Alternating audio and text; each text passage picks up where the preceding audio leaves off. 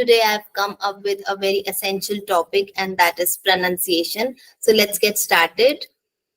First of all, let me enlighten you about the importance of pronunciation. Why pronunciation is important in spoken English. Number one, clarity of communication. Proper pronunciation helps in clear communication. If a speaker pronounces words incorrectly, it can be difficult for the listener to understand what they're trying to say, leading to misunderstandings and confusion. Number two, building confidence. Speaking with proper pronunciation can help build confidence in the speaker. If someone is able to articulate their thoughts clearly and confidently, it can help them connect better with their audience, be it in a business or social setting. The next reason is for career prospects. In many fields such as customer service, sales, teaching, or public speaking, having clear and effective pronunciation is essential for success. Employers often expect their employees to have good pronunciation. The next is social interactions. Being able to speak English with proper pronunciation can help non-native speakers interact more effectively in English-speaking environments. It can also help them build connections with native speakers, make friends, and feel more comfortable in social situations. The next is accurate pronunciation for correct meaning.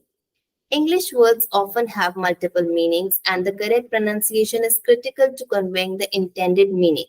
For example, the word wind can mean the movement of air, or the act of turning a handle can make something work. Without proper pronunciation, the listener may misunderstand the intended meaning. Now, I will be sharing with you some common pronunciation challenges faced by English learners. Number one comes from the category of vowels. English has many different vowel sounds, and learners may have difficulty distinguishing between them. For example, the I sound in bit versus the E sound in beat. Now, from consonants, English also has many consonant sounds that may be challenging for learners. For example, th sound in think or r sound in red. The next is from word stress. English is a stress-timed language, meaning that certain syllables in words are stressed or emphasized more than others. This can be difficult for learners to master, as stress patterns can vary between words and can change depending on the context. The next is sentence stress and intonation. Similar to word stress, English also uses sentence stress and intonation to convey meaning. The way a sentence is stressed or intonated can change the meaning of the sentence. For example, I didn't say she stole the money versus I didn't say she stole the money. Next is reduction. English speakers often reduce or shorten words in casual conversation. For example, going to is often pronounced as gonna, which can be confusing for learners who may not be familiar with these reductions. The next category is silent letters.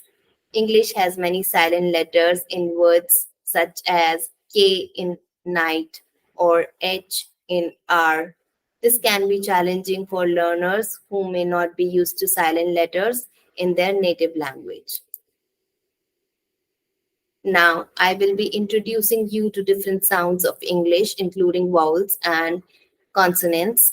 So, in total, English has 44 sounds, out of which 24 are consonant sounds and 20 are vowel sounds. Vowel and consonants are two different types of sounds that are produced by different parts of mouth. So let me now show you the structure of the sound system. 26 letters of English collectively create 44 sounds, as I told you. And out of these 44 sounds, 20 are vowel sounds, whereas 24 are consonant sounds.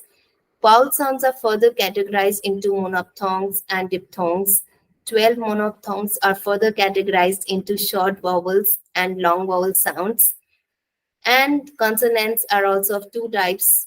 One is voiceless and the other category is voiced. So let's see in detail. let's get deeply into 20 vowel sounds in English. As I told you already, 20 vowel sounds are there, out of which 12 are monophthong sounds, whereas 8 are diphthong sounds.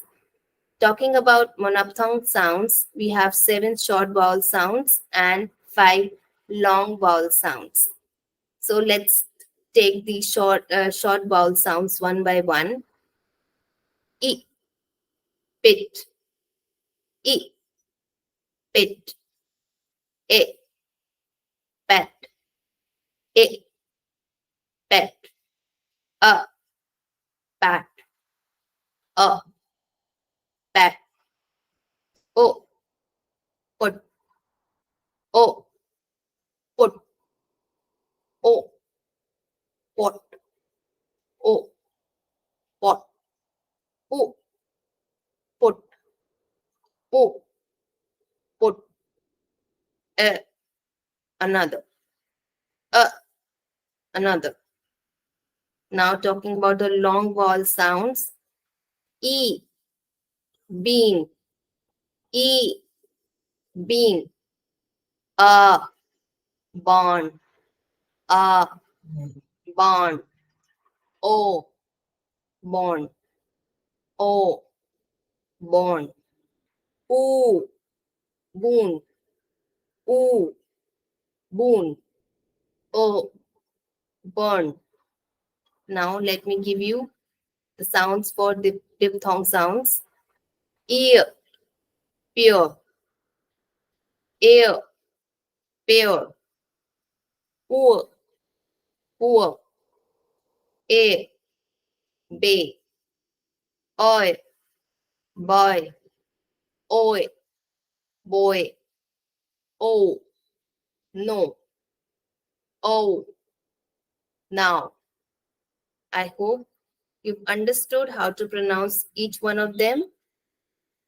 Now we will be talking about 24 consonant sounds in English, and one by one we will get into the detail of how to produce these sounds. And we will start with the first one, that is ho. To produce the po sound, close your lips, stop the airflow, and then release them with a short burst of air. Example, pen, pet, pepper. The next is b sound. To produce b sound, close your lips, stop the airflow, and then release them with a voiced sound. Examples, bat, baby, bubble. The next is t sound. To produce t sound, put your tongue against the roof of your mouth, stop the airflow, and release it with a short burst of air. Example, tip, tent, tea. The next is d sound. To produce d sound, put your tongue against the roof of your mouth, stop the airflow, and then release it with a voiced sound. Examples, dog, dad, dinner. Now, the soft th or th sound. To produce th sound, put your tongue between your teeth and force air out through the small gap. Example, think, thought, thick. The next is the hard th. To produce th sound, put your tongue between your teeth and force air out through the small gap with a voiced sound. Example, this, these, the. The next is sir. To produce sir sound, put your tongue between your top teeth and force air out through the small gap. Example, sun, sit, see. The next is z. To produce z sound, put your tongue behind your top teeth and force air out through the small gap with a voiced sound. Example, zoo, zip, zebra.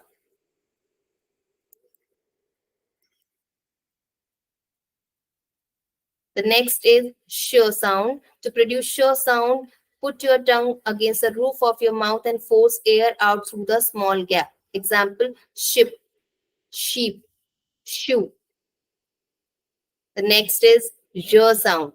To produce j sound, put your tongue against the roof of your mouth and force air out through the small gap with a voiced sound.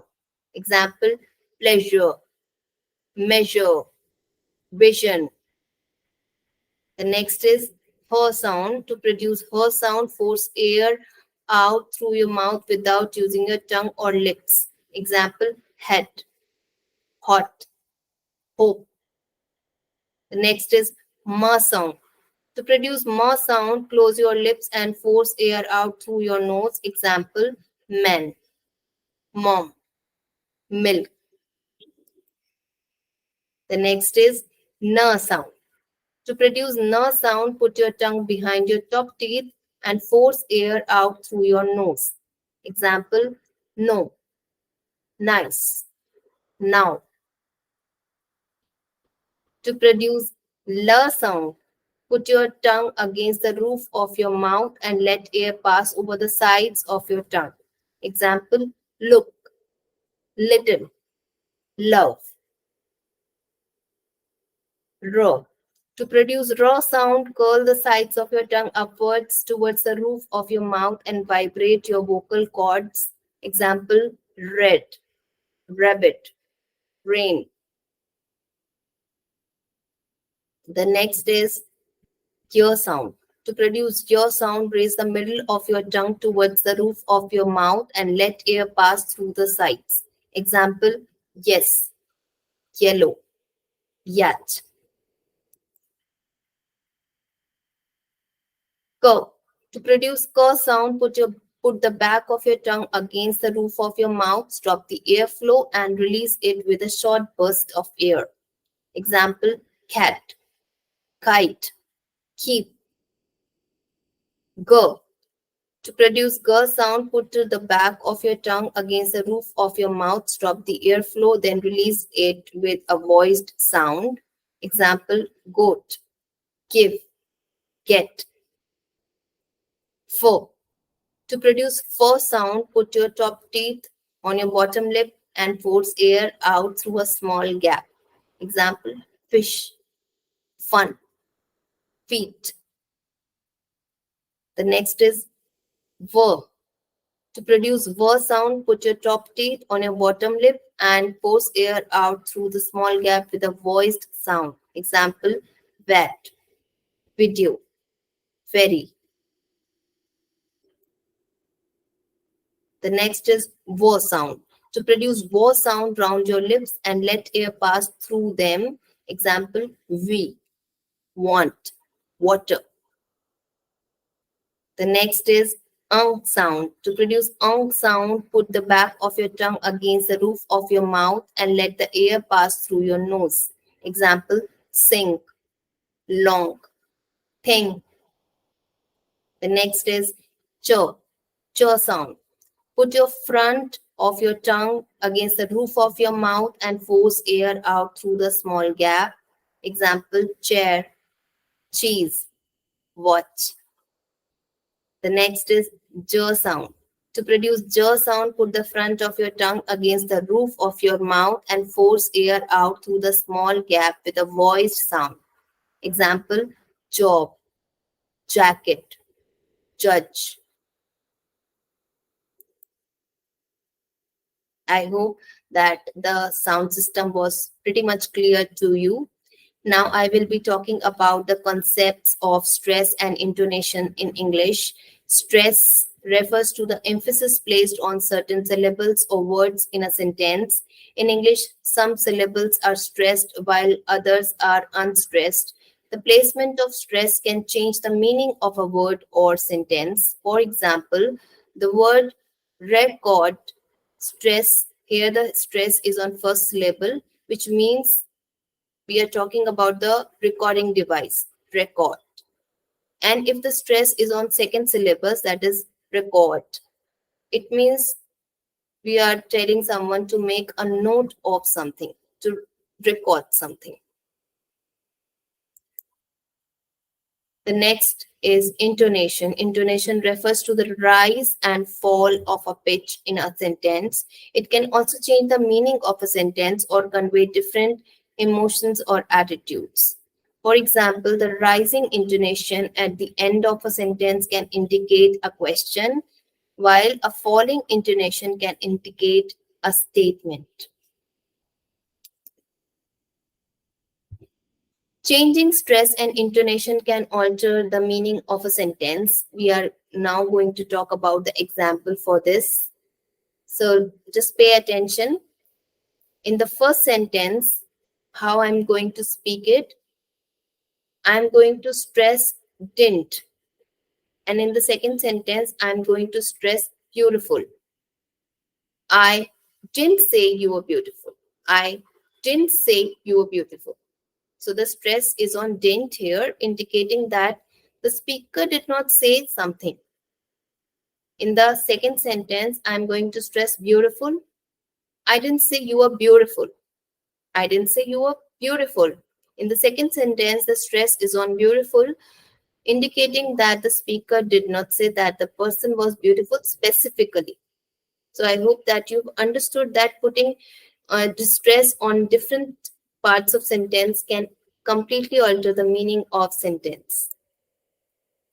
Now I will be talking about common pronunciation errors made by English learners. First, vowel sounds. Difficulty distinguishing between short and long vowel sounds, and difficulty pronouncing different certain vowel sounds such as th, oo, o, right? And the next is errors that are made regarding the consonant sounds. Difficulty distinguishing between consonant sounds that are similar in their native language and English. For example, v or wo or ho and bo. So some people may call pen as pen, whereas the correct pronunciation is pen. There is an H element in that. Stress and intonation. Difficulty placing stress on the correct syllable in words and using the correct intonation pattern in sentences. So these are the things to be mastered and practiced so as to become perfect speaker of English. The next is pronunciation of ending consonants. Difficulty pronouncing the ending consonants in words, especially those that are not pronounced in English. The next error comes from the pronunciation of irregular words. Difficulty pronouncing words that are irregular in English, such as colonel or choir. So they are, different from the set of words that we have regularly set in English. And the next is rhythm and pacing.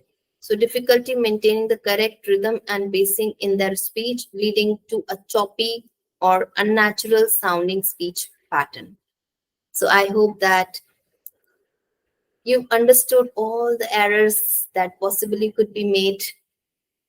Now I will be giving you some tips and tricks to ever overcome these errors. First, listen and imitate.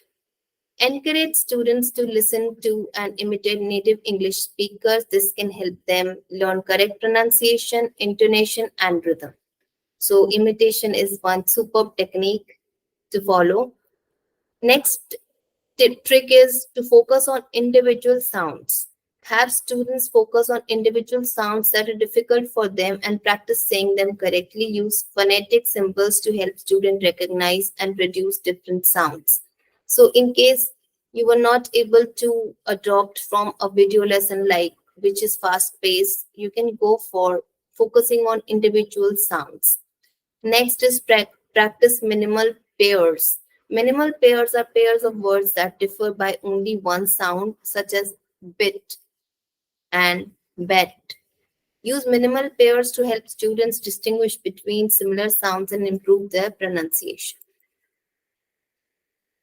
Next tip could be use tongue twisters. Twisters are a fun way to practice pronunciation and improve diction. Have students practice saying tongue twisters at a slow pace, gradually increasing speed as they become more comfortable, and it is so much fun as well. The next is record and listen. Encourage students to record themselves speaking and listen back to their own pronunciation. This can help them identify areas where they need improvement and track their progress over time. The next trick is to focus on stress and intonation. Teach students the correct stress and intonation pattern in English. Have them practice using correct intonation and stress in sentence to sound more natural and fluent. The next tip is to be patient and persistent.